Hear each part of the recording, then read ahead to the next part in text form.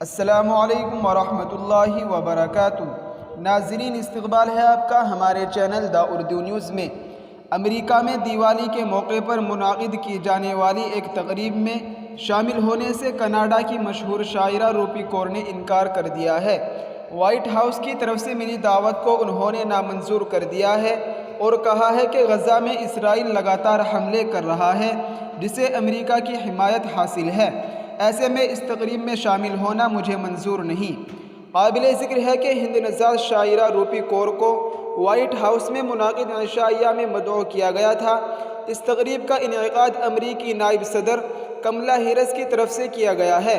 اس دعوت کو ٹھکراتے ہوئے سوشل میڈیا پر روپی کور نے لکھا ہے کہ میں ایسے کسی بھی ادارے سے ملی دعوت کو خارج کرتی ہوں جو شہریوں کے مارے جانے کی حمایت کرتا ہو، اس میں سے بھی نصف تو بچے ہی ہے۔ واضح رہے کہ وائٹ ہاؤس ہر سال دیوالی کے موقع پر تقریب منعقد کرتا ہے جس میں امریکی حکومت کے لوگ بھی شامل ہوتے ہیں۔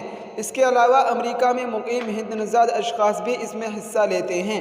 ہر سال امریکی صدر بھی دیوالی کے موقع پر وائٹ ہاؤس میں دیے جلاتے ہیں۔ اس بار امریکہ میں دیوالی کا جشن حماس اسرائیل جنگ کے سبب کچھ حد تک متاثر ہوتا دکھائی دے رہا ہے۔